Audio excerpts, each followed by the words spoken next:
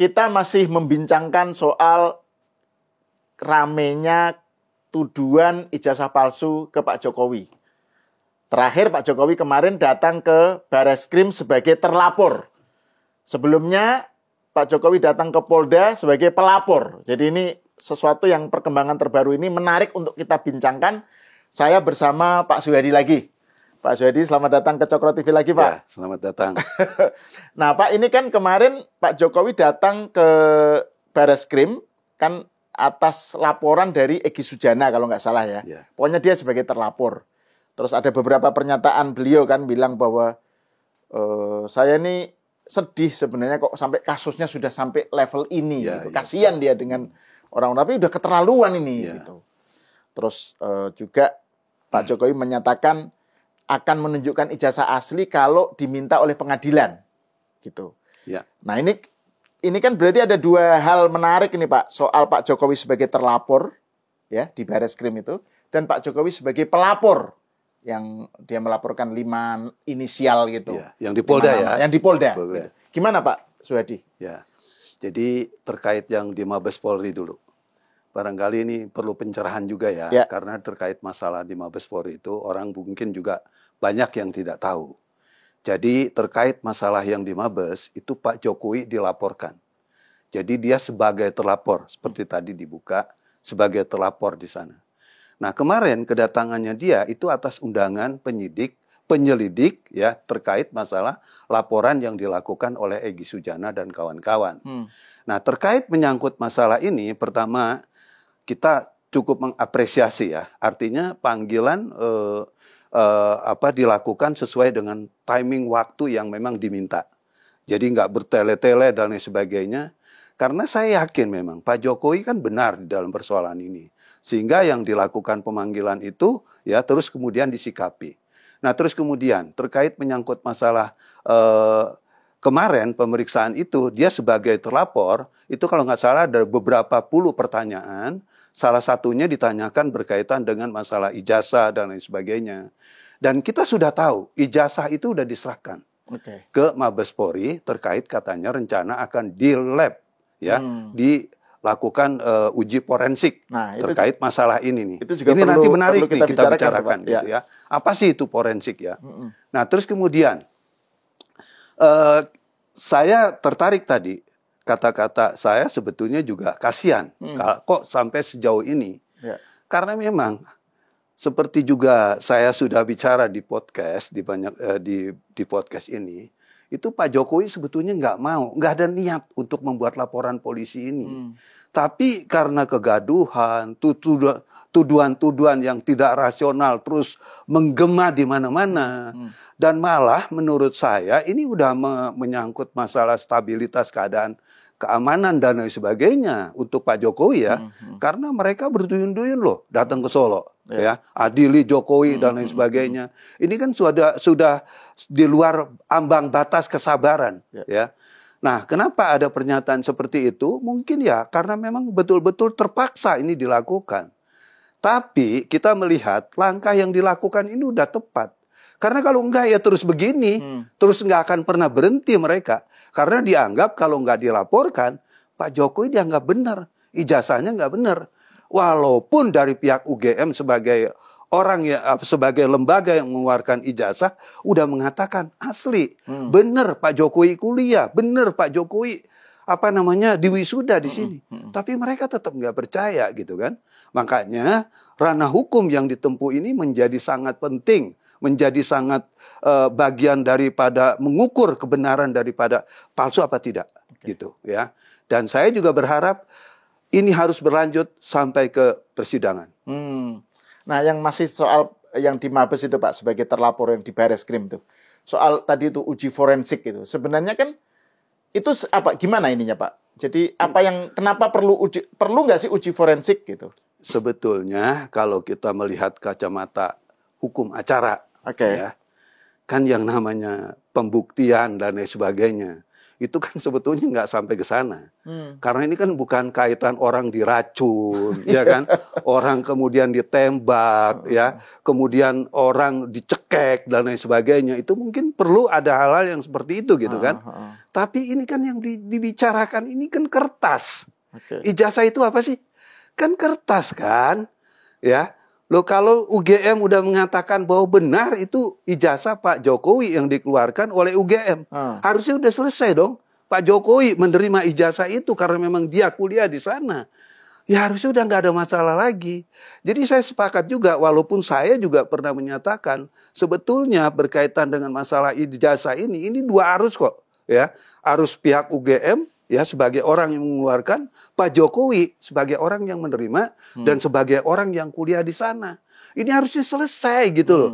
Yang di forensik itu apa gitu kan? Ya, apakah kertasnya harus diukur? Terus apakah ketikannya harus diukur? Orang pembandingnya itu sudah banyak. Kecuali ya, misalnya UGM bilang ya, oh iya nih ijazahnya Pak Jokowi kok kertasnya beda ya. Kok ukuran kertasnya nggak sama dengan yang produk yang kita keluarkan? Itu baru. Ini lembaga sudah menyatakan kok.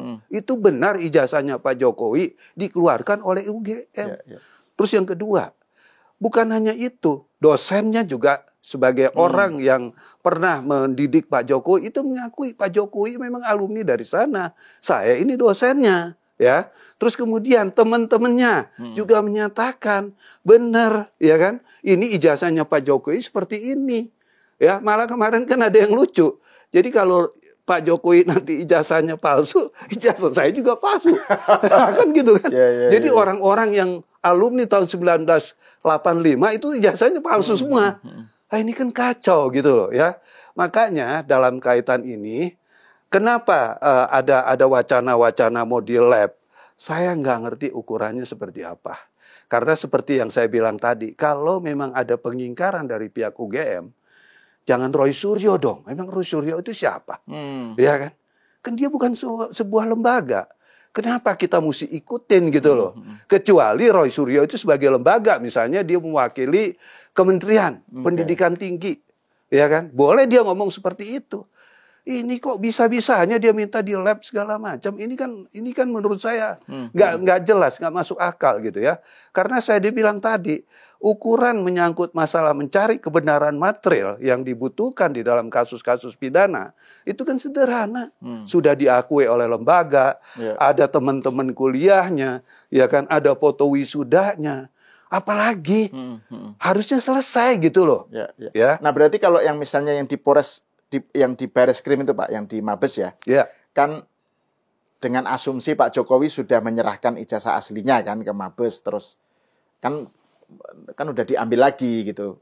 Kalau nggak salah pokoknya intinya adalah dengan atau tanpa uji forensik Pak Jokowi sudah menunjukkan bukti ijazah asli itu ke Mabes. Ini prosesnya bagaimana Pak yang di Mabes ini? Jadi gini, yang di Mabes dulu ya, sebagai terlapor. Jadi Pak Jokowi sebagai terlapor, kalau nggak salah, ijazah memang saya pernah dengar itu juga pernah diserahkan oleh keluarga dari Pak Jokowi, didampingi oleh kuasa hukumnya. Ya, mungkin dalam rangka permintaan. Mana sih aslinya? Mungkin polisi kan juga memang perlu melihat lah, karena gaduhnya persoalan ini gitu ya. Karena ada beberapa memang yang mungkin perlu diakurin juga ya dari teman-temannya dan lain sebagainya, sehingga alat pembanding itu harus betul-betul dari orang yang dituduh tadi, gitu ya, dalam hal ini Pak Jokowi. Maka wajar kalau Pak Jokowi menyerahkan itu. Ya menurut saya ini harus selesai semua gitu kan. Nah begitu setelah dilakukan penelitian, apa iya dibawa ke lab? Kalau menurut saya aneh aja kalau sampai seperti itu. Karena kan begini, peristiwa pidana itu kan memang ada peristiwa dari sebuah lembaga yang menyatakan peristiwa itu nggak benar. Sekarang ini kan konteksnya yang menyatakan nggak benar itu Roy Suryo. Sekarang saya tanyakan, Roy Suryo itu siapa? Iya kan? Atau Rismon gitu Iya, misalnya. Rismon, Dipa, itu siapa sebetulnya kan gitu kan? Dia nggak mewakili siapa-siapa di dalam persoalan ini. KPU, lembaga KPU bukan, lembaga pendidikan tinggi bukan, ya kan? Kan orang biasa aja gitu kan? Jadi menurut saya ya, konteks permintaan harus di lab dan lain sebagainya, itu terlalu berlebihan. Saya udah bilang hukum pidana jelas kok. Ada pembanding, terus ada pengakuan. Ini kan alat bukti semua, ya kan? Ya, pembanding tentunya dokumen kan, ijazah ke ijazah. Ada teman-temannya, 65 orang udah bikin testimoni kok. 65 atau berapa itu. Bahwa ijazahnya sama, ada materainya, ya kan? Terus kemudian capnya juga sama seperti ini, ukuran kertasnya juga sama seperti ini. Kalau sudah seperti itu, apalagi yang dicari? Terus kemudian skripsi sama, udah diakui, betul skripsi itu juga memang benar dibuat oleh Pak Jokowi. Nah kemarin kan terakhir yang saya agak lucu lagi mau dilebarkan oleh mereka bahwa nama Pak Jokowi itu kan sebetulnya dulunya Mulyono. Ya kan? Jadi kalau Mulyono itu tulisannya karena dulu masih ejaan lama katanya berarti Muel Yono katanya gitu kan. Ini kan udah kebablasan gitu loh. Sekarang jadi Jokowi. Itu kapan? Waduh, saya ada bilang juga narasi itu Jokowi di DO sebenarnya. Itu udah macam-macam. Nah ini kan sesuatu yang nggak sehat. Nah saya kembali lagi kepada tadi. Ya. Kalau memang misalnya udah dilakukan pemeriksaan secara komprehensif yang dilakukan oleh pihak Mabes Polri dan kemudian sudah menemukan titik simpul bahwa keberadaan ijazah itu adalah benar, ya ijazah ini harus dikembalikan, gitu kan? Dan perkara yang ada di Mabes Polri itu harus dihentikan. Yang Bareskrim ini ya? Iya, yang di Mabes Polri. Bareskrim, ya, Bareskrim. Kalau saya biasa Mabes Polri. Oke. Karena biasa kita menyebut Mabes Polri gitu ya. Gitu. Nah, itu yang ada di Bareskrim itu dihentikan. Ya, dihentikan ya untuk kepentingan kepastian hukum. Tujuannya dihentikan itu. Ya. Jadi saya pikir ini harus keluar SP3 gitu kan. Terhadap Jokowi sebagai terlapor itu sebagai terlapor. Ya. Nah, begitu nanti ini memang udah ada hasil ya dan kemudian nanti memang perkara laporan ini nggak terbukti, maka kewajiban dari Bareskrim untuk menghentikan ini akan menjadi benang merah kepada Polda. Gitu ya. Polda nanti ya harus gaspol dong. Kan udah asli. Udah benar dong. Jadi laporan Pak Jokowi terkait masalah penghinaan, fitnah dan lain sebagainya harusnya sudah bisa dikenakan gitu ya. Nah juga ini kan juga nggak boleh kebiasaan. Kita kadang-kadang jengkel ya. Orang melihat persoalan-persoalan yang remeh-temeh dilakukan seperti ini. Kalau menurut saya ini juga kan ada delik pidananya nih. Karena membuat kalau perkara dihentikan berarti dia membuat laporan palsu. Ya. Ini tindak pidana loh. CS itu ya? Iya dong. Ya. Maksud saya coba juga ini Mabes Polri lakukan gitu kan. Karena kita bukannya soal mau benci, mau tidak suka dan lain sebagainya. Bukan. Tapi memberikan pelajaran ya. Jangan dong hal-hal yang nggak jelas, hal-hal yang tidak terukur kemudian main seenaknya aja mau melapor-laporin orang. Ini sampai kapan negara kita mau begini kan? Ya, dendam sama orang terus bikin laporan polisi dengan menggunakan dokumen-dokumen yang nggak benar kan gitu. Karena saya yakin mungkin dokumen yang digunakan ini nggak benar. Karena Suryo kan bilang ada nomor registernya, nggak ada nomor registernya. Dia bilang katanya kan fotonya begini-begini. Saya takut ya dokumen-dokumen yang mereka sebarkan ini kan mereka sebetulnya bikin kelompok nih. Ada yang bagian ininya, ada yang bagian ininya, ya kan? Tapi yang digunakan ijazahnya mungkin sama, gitu kan? Nah ini harus ada tindakan dari kepolisian. Jangan sampai istilahnya, didiamkan. Nanti kan mereka, nanti besok gue juga mau bikin laporan lagi dong. Ini sampai kapan negara ini? Capek kita liatinnya, gitu. Nah jadi kalau misalnya tadi yang dari yang kasus di Bareskrim itu katakan aja dihentikan, itu artinya misalnya dengan asumsi bahwa mereka sudah menemukan bahwa ijazahnya asli, gitu ya. Terus kemudian ini kelanjutannya di Polda ini yang gaspol, Pak. Ya. Dan itu terkait juga dengan pelaporan Pak Jokowi atas pencemaran nama baik, soal fitnah dan seterusnya itu, Pak ya, termasuk juga UU ITE dan lain-lain. Nah, tapi kan Roy Suryo kan berkilah tuh. Dia bilang bahwa jangan saya dong, jangan kami yang dituntut, tapi orang yang mengupload Nah, itu kan kemarin Sandi siapa? Sandi Utama atau siapa namanya itu? Bentar, saya cek ya. Dian Sandi ya kalau Dian salah. Sandi, Dian Sandi ya. Dian Sandi Utama, kader PSI ya. Iya, betul. Itu kan dimintai keterangan sama Polda nggak kalau nggak salah ya. Iya. Gimana itu Pak? Dalihnya Roy Suryo itu, ada dia ngeles kan gitu. Iya. Jadi bukan kami dong yang ini gitu, yang harus dibidik gitu. Tapi si Dian Sandi Utama itu gitu loh. Jadi gimana itu Pak? Jadi gini, kalau kita lihat dari peristiwa hukum yang terjadi ini kan ada 3 persoalan ya. 3 persoalan pokok yang 3 persoalan yang saling kait mengkait. Satu yang membuat yang mengupload foto tadi, ijazah tadi ya. Terus yang menyebarkan. Kalau yang membuat kita nggak tahu apakah dibuat dulu ijazahnya yang disebar-sebarin itu atau diganti dan sebagainya, kita nggak tahu ya. Tapi yang kita sekarang berbicarakan 2 nih, yang mengupload ya Dian Sandi tadi ya, terus kemudian katanya ini digunakan oleh Roy Suryo. Sekarang yang kita ributin itu apa? Yang kita ributin itu penyebarannya. Kalau cuma diupload oleh itu terus kemudian diambil, kalau nggak disebarin rame nggak? Pak Jokowi bisa seperti ini nggak? Nggak mungkin. Tapi kan karena ini disebarin, disiarin di media massa segala macam dengan mengatakan ya dengan joknya ini palsu, ini nggak benar, gitu kan? Ini kan yang sekarang kita lagi persoalkan. Nah itu merupakan ranah tindak pidana, ya. Jadi itulah sekarang yang dilaporkan oleh Pak Jokowi, bukan siapa yang mengambil foto itu, gambar itu, bukan. Tapi yang menyebarkan, yang memberitakan itu yang kita lagi bicarakan di sini, gitu.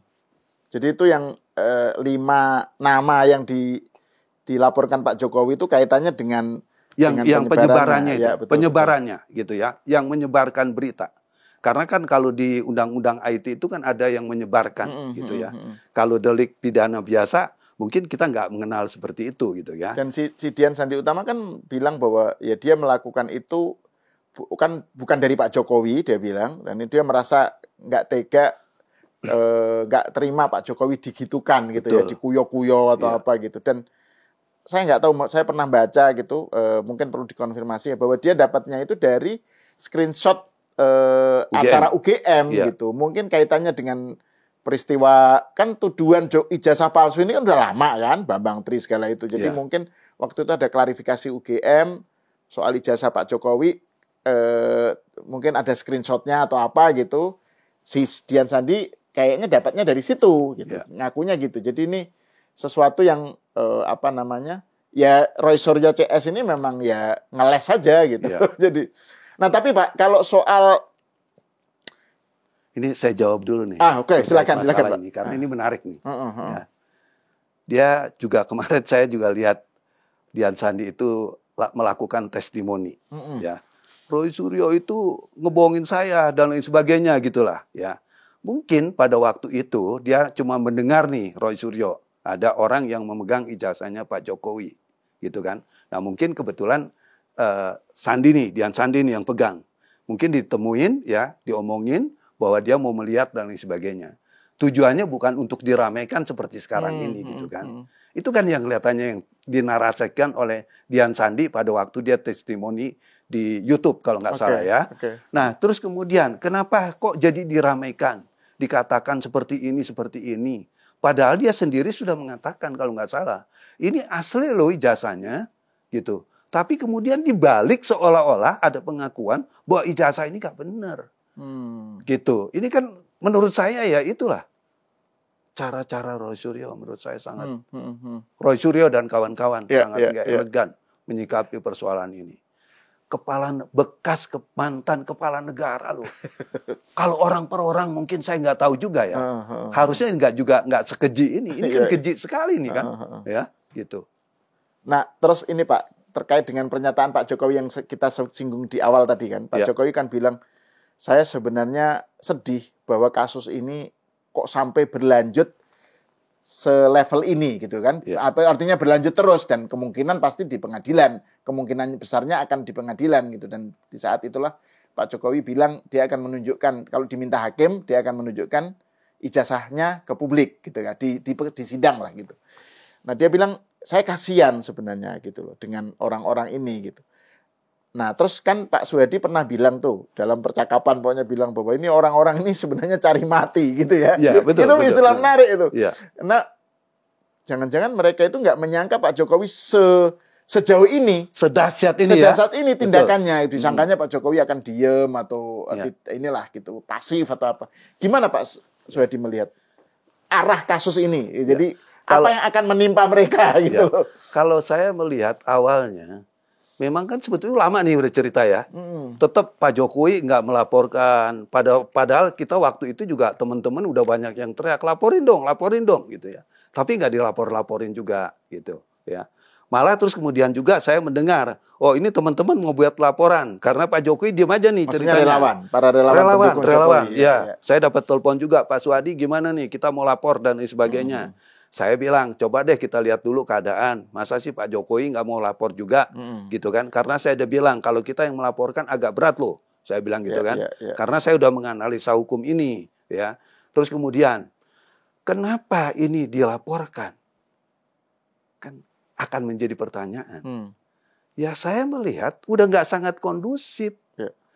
Padahal dari segi hati nurani, Pak Jokowi itu nggak mau melakukan hal-hal yang seperti ini. Karena walaupun bagaimana dia tetap menghormati orang-orang yang punya pendapat, ya. Karena ini kan alamnya demokrasi. Tapi kan udah kebangetan. Yang kebangetannya di mana? Kediaman Pak Jokowi udah digeruduk orang. Adili Pak Jokowi. Ini kan udah kelewatan menurut saya. Dan kalau ini nggak dilakukan, mungkin itu bisa dikepung loh rumahnya, ya kan? Disangka memang Pak Jokowi menggunakan dokumen-dokumen yang nggak benar di pandangan mereka-mereka itu. Ini yang berbahaya. Orang saya aja sempat meragukan. Tempo hari di podcast ini juga saya ngomong kan. Pak Suhadi aja sampai sempat terpengaruh gitu ya dengan narasi kan. Jadi terbangun di mindset kita ini udah terbangun bahwa wah jangan-jangan benar kan gitu kan. Jangan-jangan tuduhan mereka benar gitu ya. Karena diamnya Pak Jokowi jadi kan kita ragukan gitu ya. Kalau dulu kan sebelumnya kan ketika Pak Jokowi masih jadi presiden memang kalau beliau saat itu diam wajar gitu ya. Tapi kalau sudah purna tugas kan udah orang biasa. Warga biasa kan. Iya betul gitu. dong. Ya. Berapa kuatnya sih penjagaan itu, ya kan? Kalau terus kemudian geruduk dikit, ya kan? Besok lagi lebih besar, bahaya sekali, ya.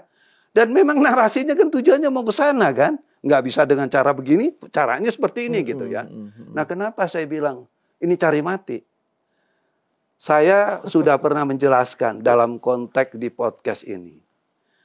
Harusnya kalau dia mempunyai logika berpikir yang sehat, dia investigasi dulu dong. Ini pernah saya bicarakan di sini, ya kan?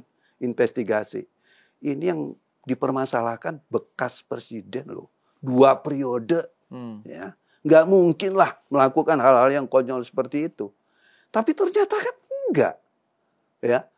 Tiba-tiba diberitakan dengan dokumen-dokumen yang menurut saya nggak jelas. Makanya sekarang kita pertanyakan nih, dokumen apa sih yang dia punya sampai dia begitu yakin mengatakan ijazahnya Pak Jokowi itu palsu. Pak Jokowi itu punya ijazah nggak benar. Ya, itu dokumen apa? Ini yang perlu dipertanyakan sekarang. Apakah itu yang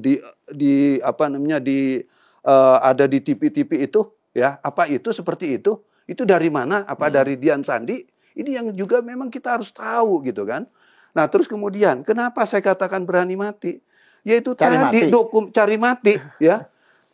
Kenapa dia mau cari mati dalam konteks ini? Kan saya dibilang tidak sangat terukur, ya, mencari dokumen untuk melaporkan seseorang atau menyiarkan berita-berita yang nggak benar itu dari dokumen yang nggak jelas, nggak jelas asal usulnya.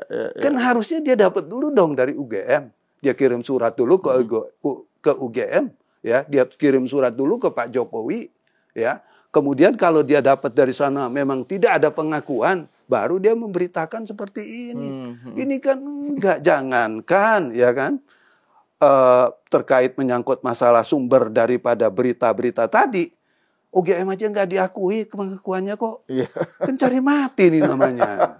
Ya, oke. Dan itu nanti berarti kalau misalnya masuk ke pengadilan ya Pak ya, itu kan mereka harus pasti Pak Hakim meminta si terlapor, si 5 orang itu untuk menunjukkan apa basis tuduhan mereka, betul gitu ya. Ya. Jadi mereka harus menunjukkan dokumen-dokumen itu bahwa mereka bisa menuduh ini palsu. Itu basisnya apa, gitu Pak ya? Itu betul. di pengadilan semua akan terungkap Pak ya? Ya, harusnya seperti itu. Dan saya yakin sekarang juga Polda udah pegang. Dugaan saya ya. Dugaan saya Polda udah pegang. Dokumen apa yang Roy Suryo pegang. Karena bicara tanggal 26 itu ada apa kan penyidik nih yang tahu kan dalam persoalan ini. Nah, dari mana dia dapatnya? Mungkin juga Polda sudah mengetahui dalam persoalan ini. Ya. Oke. Terima kasih Pak Suhadi atas obrolannya. Kita nanti akan berlanjut ke segmen berikutnya Pak. Tentang soal UGM ya. UGM kan juga terkait dengan pengadilan perdata di Sleman ya. Soal ijazah Pak Jokowi ini. Tuduhan ijazah palsu terhadap Pak Jokowi ini. Terima kasih Pak Suhadi. Pemirsa, sampai di sini dulu. Kita bertemu lagi di segmen kedua diskusi ini.